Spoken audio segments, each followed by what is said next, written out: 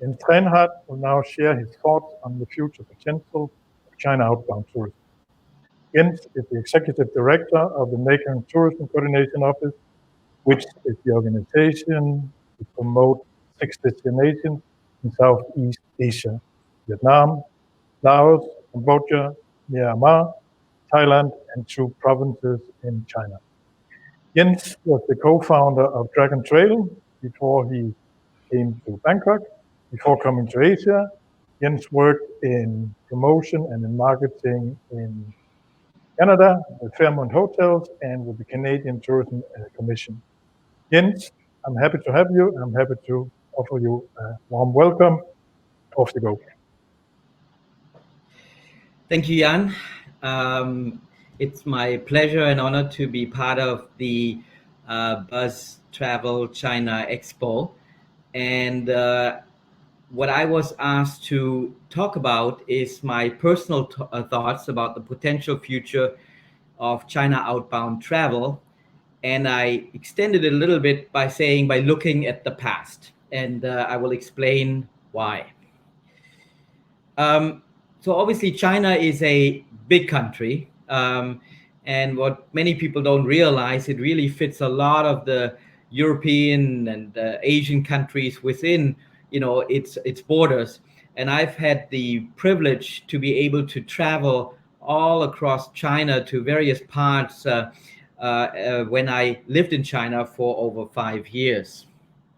One of my first times in China was actually in 2006 when I worked in Vancouver at the Canadian Tourism Commission as head of global marketing strategy.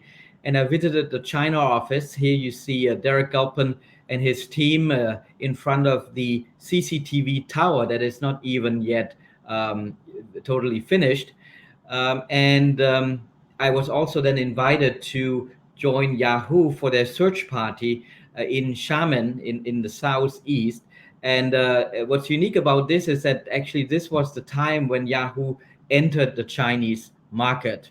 And we can see, how much has changed, just in over 15 years when it comes to digital and technology, from Yahoo to now WeChat and other platforms. Now, I'll give a quick overview in terms of my connection to China. I live in Bangkok now, but I used to live in Beijing, and then there was the co-founder of Dragon Trail Interactive, which we started back in 2009, and we worked on it since 2008, right after the Olympics. And Dragon Trail was really the first agency that focused on China, travel, and digital.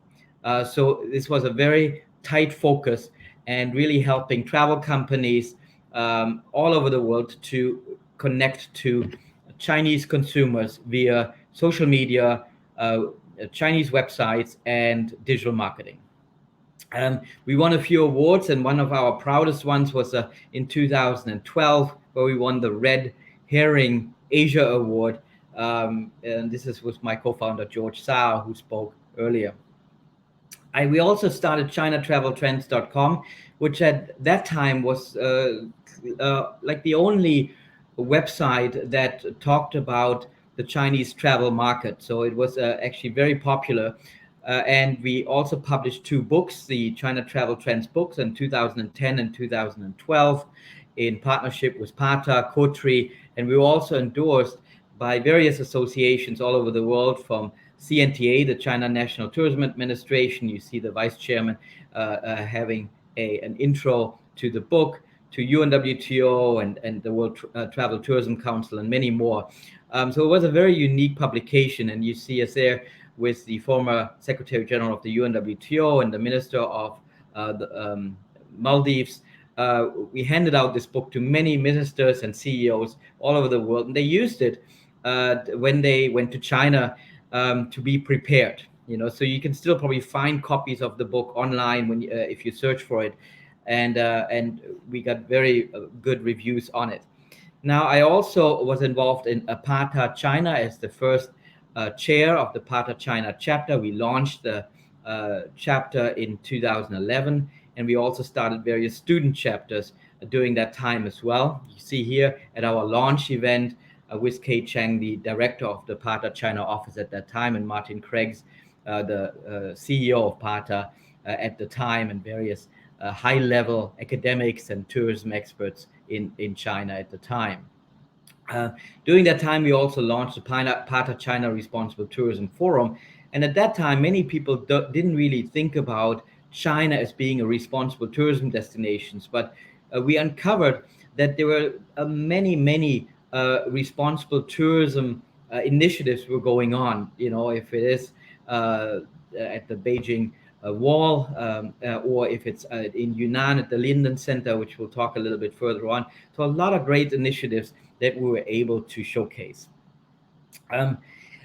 Now I'm the current executive director or CEO of the Mekong Tourism Coordinating Office, and as such, I am working with 6 governments: Cambodia, Laos, Myanmar, Thailand, Vietnam, and China. And with China, the provinces of Yunnan and Guangxi are part of the Greater Mekong subregion.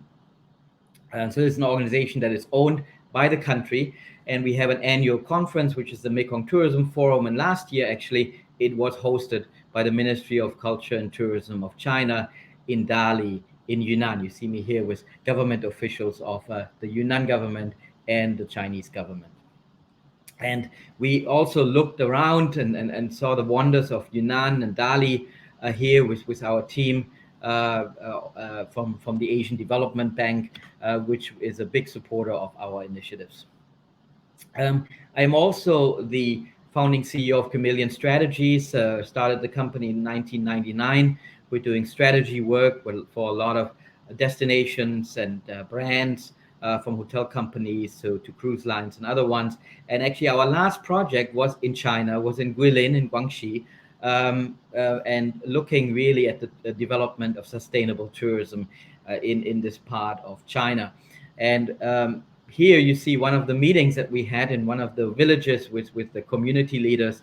And so this is not the normal meeting in boardrooms. This was really hands down in understanding the issues that these communities are facing.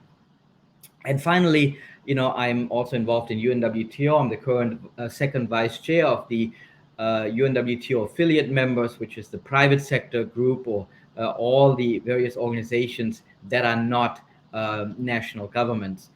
So obviously here is our meeting that for Southeast Asia and East Asia, which normally is in person, but this time it was virtual. But one of the last big general meetings was actually in Chengdu in China. So I've met a lot of famous people, not so famous people, friends all over China when I travel. This is with a famous marble artist in Yunnan. And sometimes you get invited by your friends to experience local cuisines. And, sometimes you get served dishes that may not be as common, and also like crickets and ants and so on. But I have to say it was actually quite crispy and delicious. Now, when I lived in China from 2008 to 2013, so over 5 years, I created a blog. This is china.me. It's still live. You can check it out. You can take a look.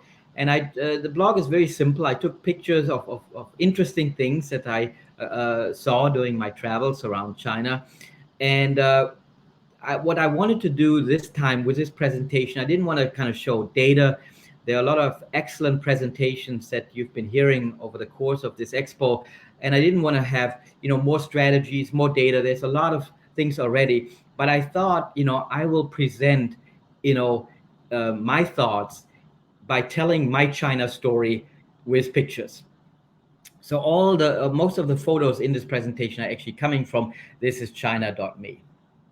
Now, one thing that I learned very early when I started living in China was, if you want to be successful in China, you need to understand the history. You need to understand the past. And Dragon Trail has done actually a very good film, showcasing the last 20 years of tourism in China, 1999 to 2019. You can find it on the Dragon Trail website or YouTube. And I encourage you to take a look at this. But for me personally, actually, I think tourism started in 1978. This is when Deng Xiaoping, the prime minister at that time of China, um, opened up China to the world and transformed China, opened the markets, and this is when tourism, became a possibility, in the future. This is, the uh, ceremony when countries are getting approved destination status, and approved destination status at that time was very important, because ADS meant that a country was able to market to Chinese consumers, Chinese tour groups, and had basically the stamp of approval from the Chinese government.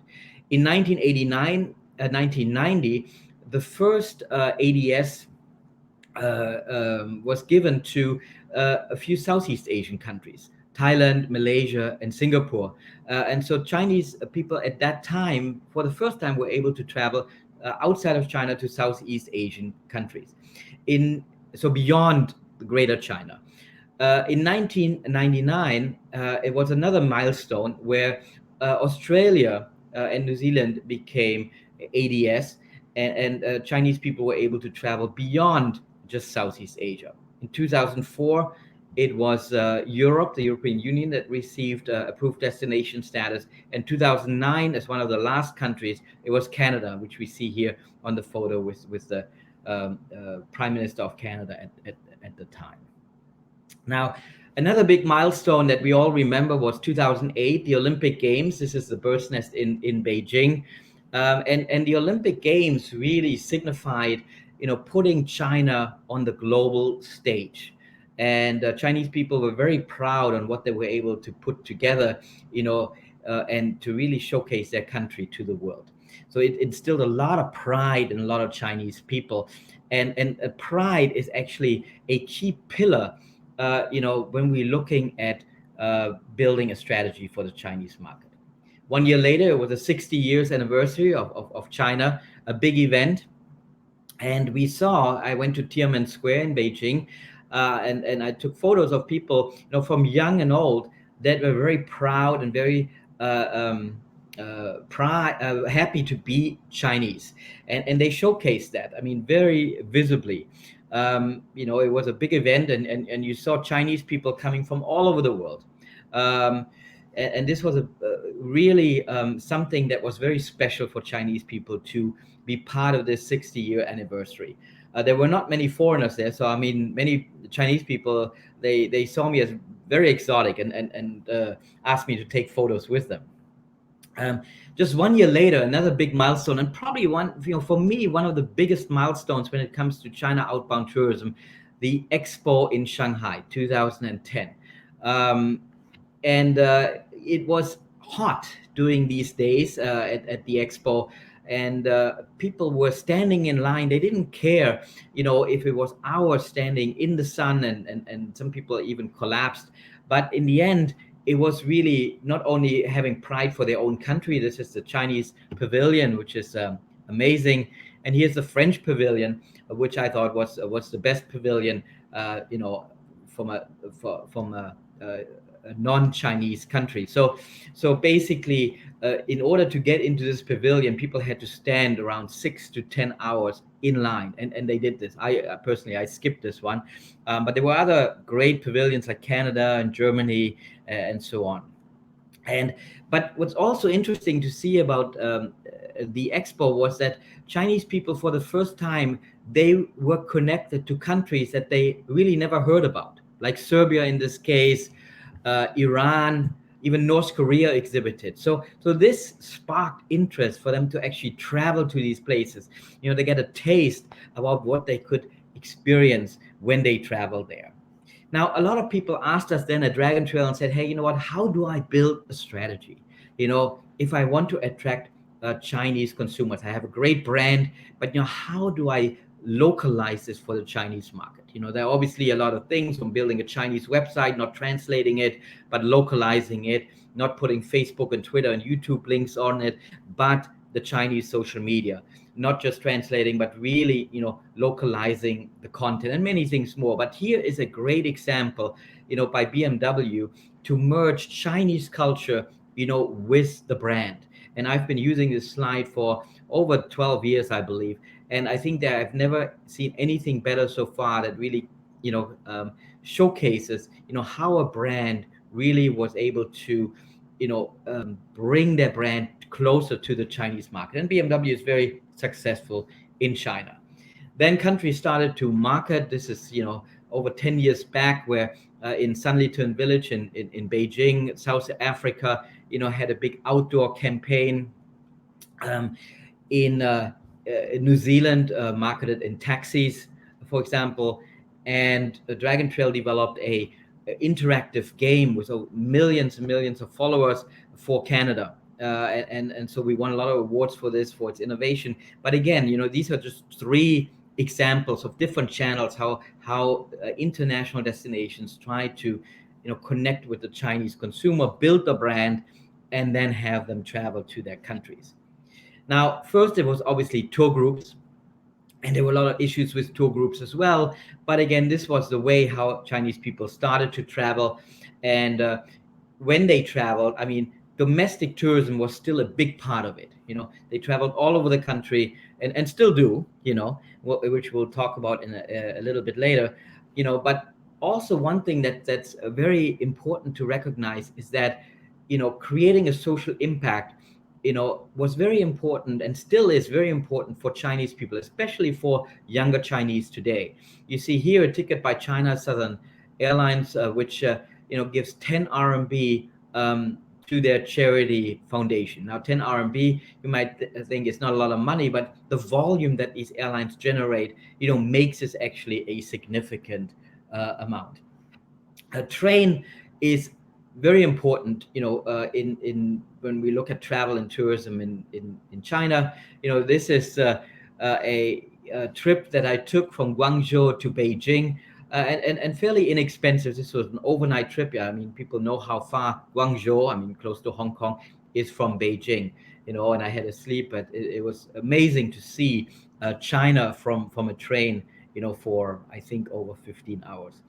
And then 1 year later, the high-speed trains emerged. This was in Beijing, traveling to Shanghai. And one of the big secrets was you could travel actually by first class, and many Chinese didn't do that.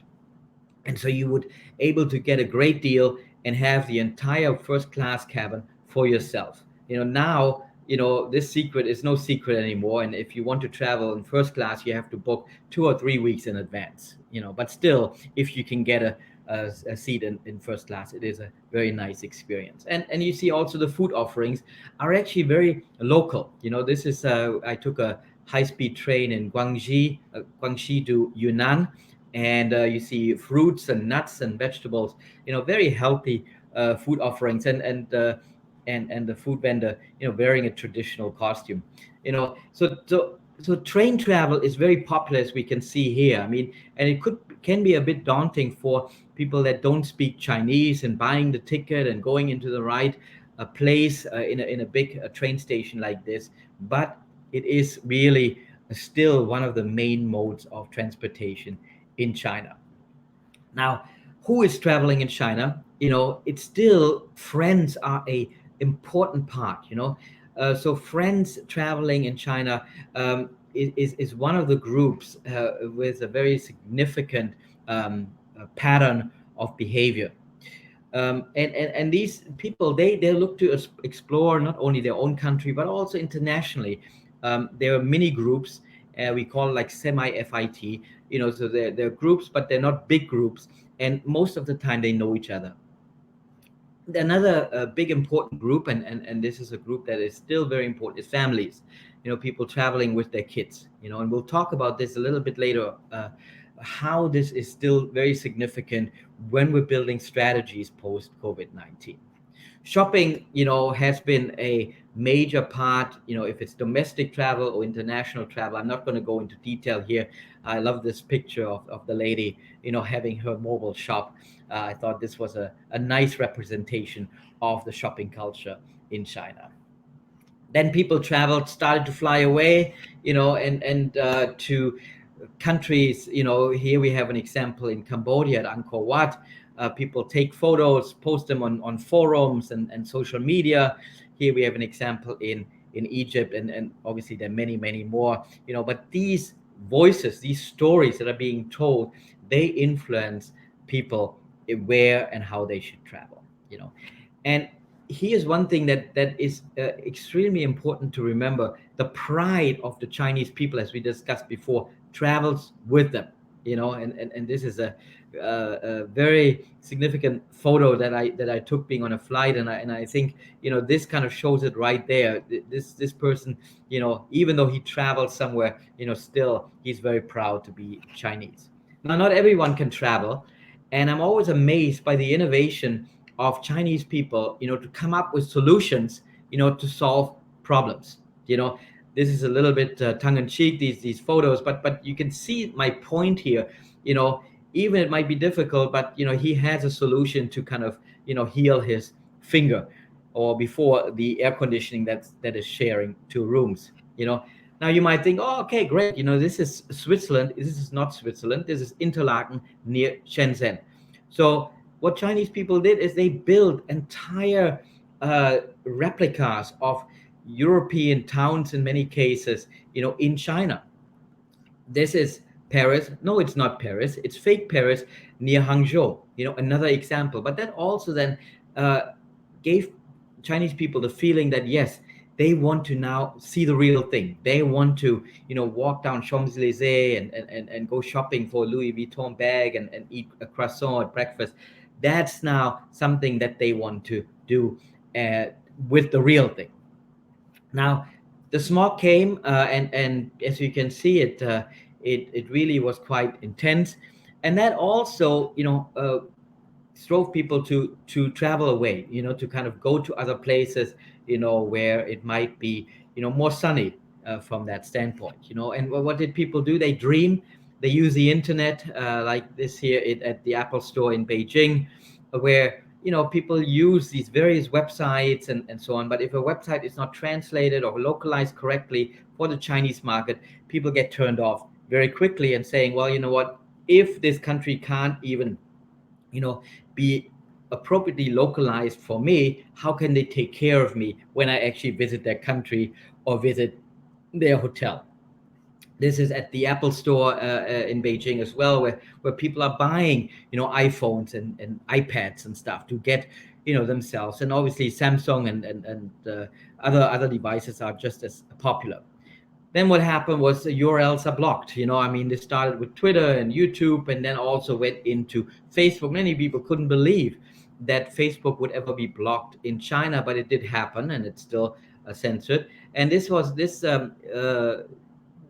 taken just 2 months or 3 months after Facebook got blocked. So the size shrunk immediately, very quickly.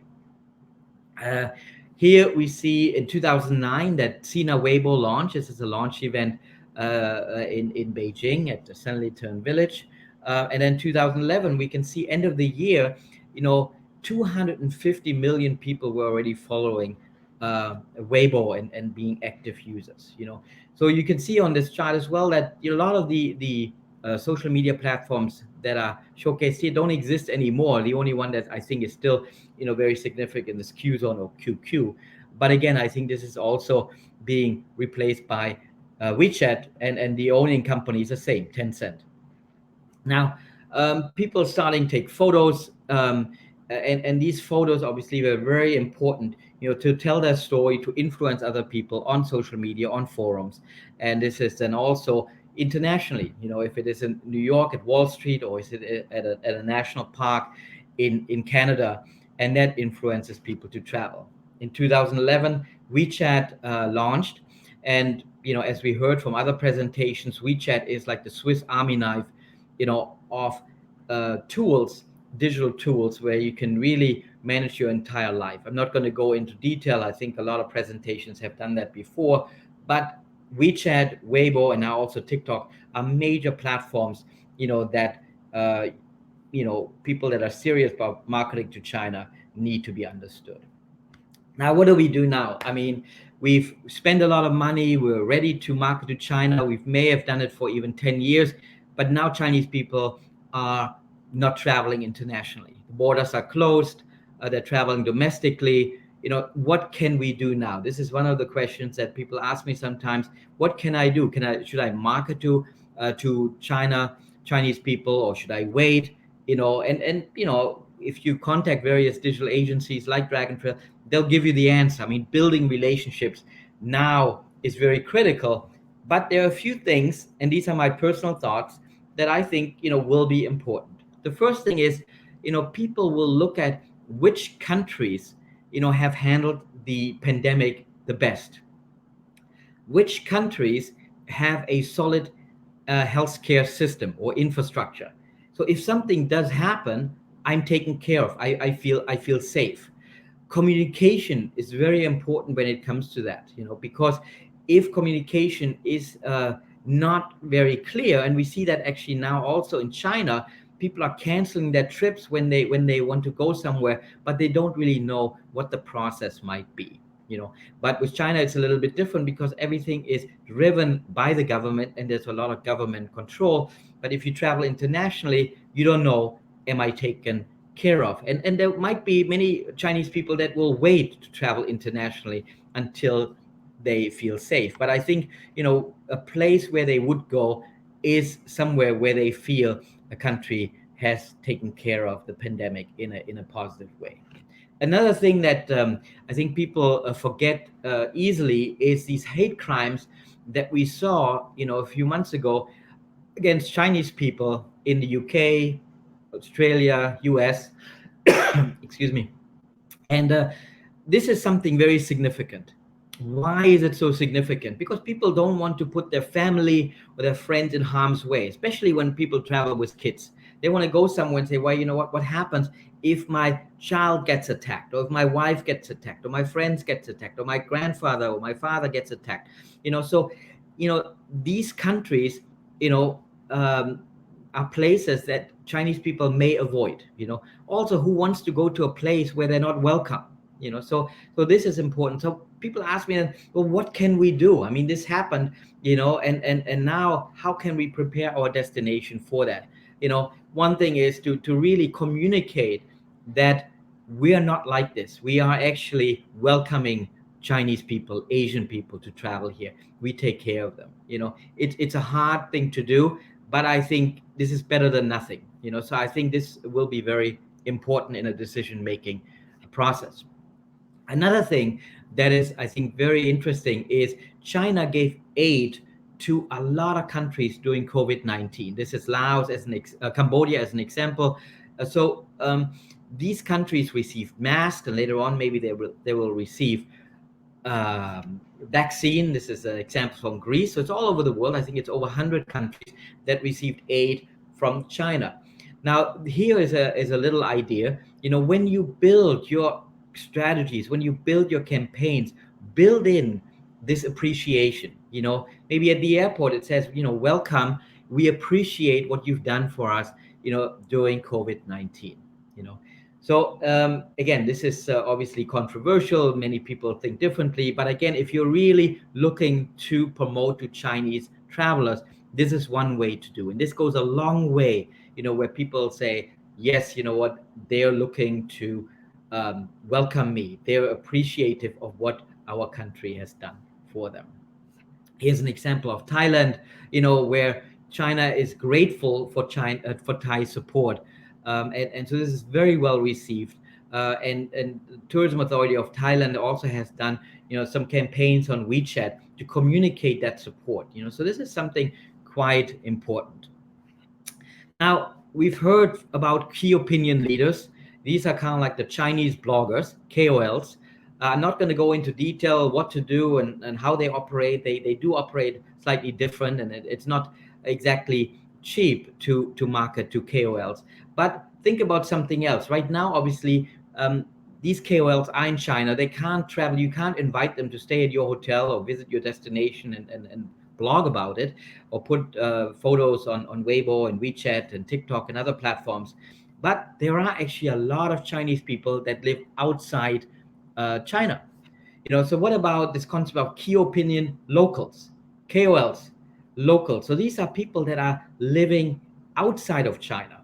Many for a long time, many not. Maybe they work. Many are students. So how can we leverage them? So here, these people actually are all over the world. You find overseas Chinese in Peru, in Fiji, in Spain, in Germany, and obviously all over Asia. How about we use them to tell the story.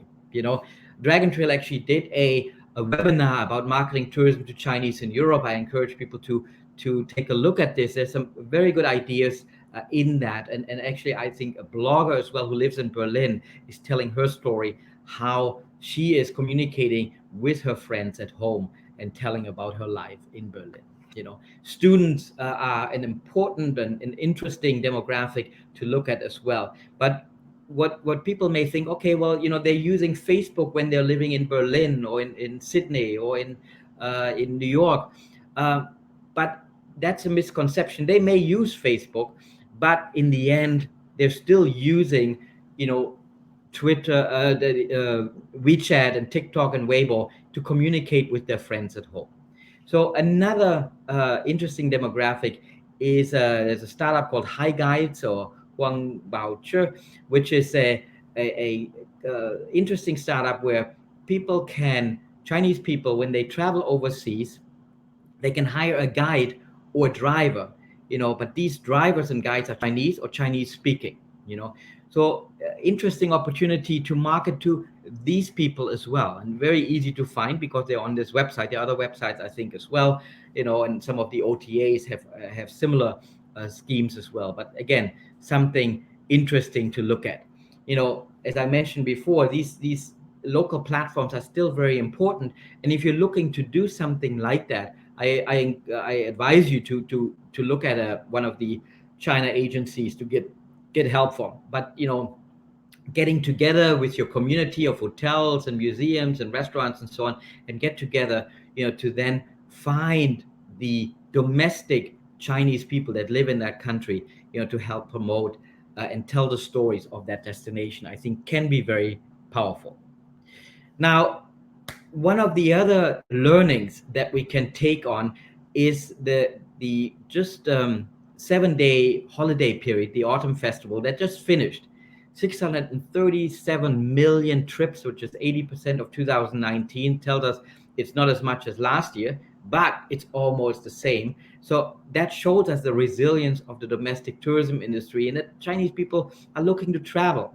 When I interviewed a lot of my Chinese friends in China, I said, well, you know what, Chinese people, when they go into more rural areas, they are not required to wear masks anymore, and people are actually feeling quite safe. They trust the local Chinese government to let them know if what they need to do and when they need to wear masks.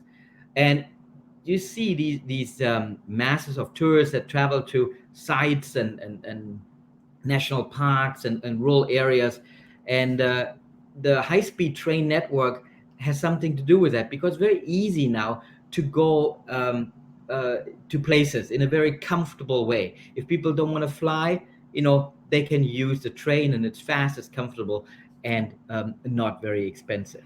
And these train stations, before a little bit rustic, now are actually very modern. This is in Lijiang in Yunnan, very modern, and high-speed trains go there. This is a train station, also in Yunnan, beautiful and very efficient.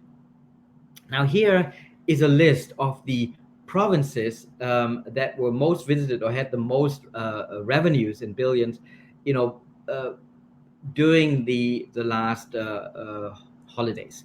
So you can see here that Jiangsu, Jiangxi, Guizhou, Henan, Guangdong, Hubei, Fujian, and Shaanxi, and other ones, are top listed. Now, many of you may have never heard of these places, but I can tell you they have one thing in common: they're rural destinations. These are rural experiences, and this is what people are looking for right now. They're looking to connect with the nature and do something that they never done before. Before it was really about either traveling to the main sites in China and then traveling outside. But now a lot of people are rediscovering their own country, and especially their own countryside. Here's an example of our Experience Mekong collection showcase, the Linden Center. We have around over 300 businesses as part of our Experience Mekong collection, which are small, responsible travel businesses and social enterprises, all giving a social impact. And Linden Center, I've stayed there a few times, is an extraordinary place in Yunnan, in Shizhou, outside of Dali. Um, and it's really a place that is rural. It's a boutique place, but it's really around culture and tourism. Another big pillar that is important. So you see here, another boutique hotel in Guangxi, where people are looking for these views. This is important. There needs to be what we call in the West Instagrammable moments, or WeChat moments. There needs to be something that can be shared and that people are proud of. So this is important. Here we see Linden Center on the left-hand side, and we see on the right-hand side a hotel at Air High Lake in Dali. Again, these views are key amenities. People may not use the pool, but the pool is another feature to take a photo, and that's important. And these photos are shared, and they tell the story. So when Chinese people are starting to travel again outside of their own country, having these photo moments and these places that people want to share is very important. So destinations and hotels that have these Instagrammable attributes will definitely fare better, and that is nothing new from pre-COVID as well. This is Brian Linden, the owner of Linden Center, with his wife. That really one thing that Brian told me when I prepared for this presentation is create a welcome. Make people feel welcome in a very unique way when they arrive, and this can be done in various ways. But especially for international hotels and destinations, doing something special to make Chinese people feel welcome, that they're appreciated, I think is something that goes a long way. And this could also include little toys for kids in the room. This could be cultural demonstrations, from dye weaving or making prints. All these kind of stuff can be integrated, but in the end, it's all about experiences. That's what the key is. People want to experience something, and it needs to be authentic and local. And then people will share this with their friends and followers, and that will be important. Now, people will travel with their friends, and that we've talked about before. Traveling with friends is a key component with that.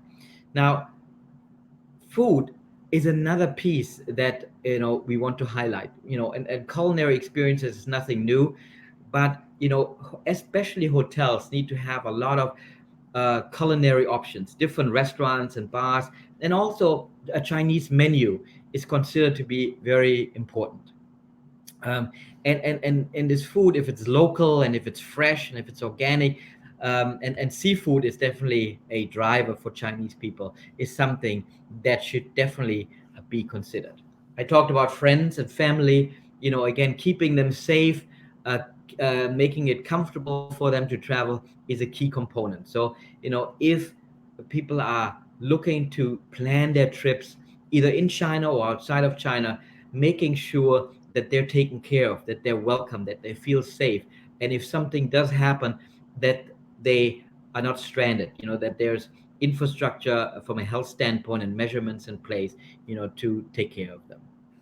Now, I mentioned before, this is an interesting time for Chinese people to rediscover their country. One of my friends that I interviewed said, well, you know what? Some Chinese people may not travel immediately again outside of China. Some may never, who knows?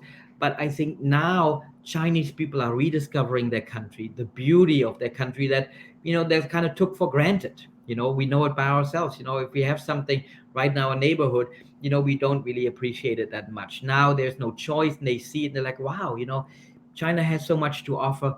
And if I stay here, I'm actually safe.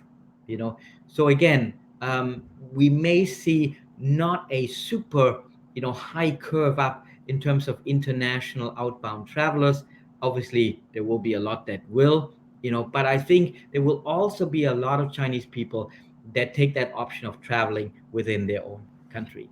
Now, who knows when borders open, maybe this monk at Yonghigun Temple in Beijing has some ideas. Who knows?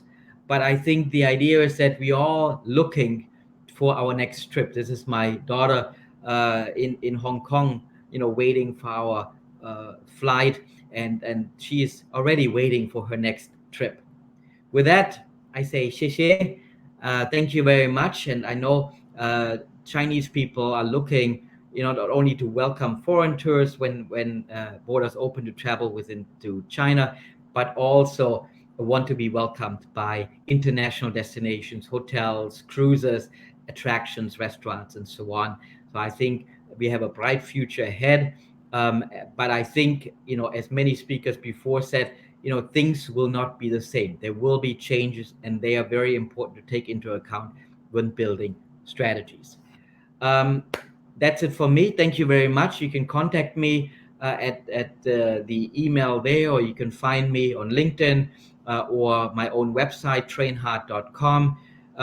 And I'm happy to answer any questions. And with that, I'll give it back to Jan. Thank you very much for your attention.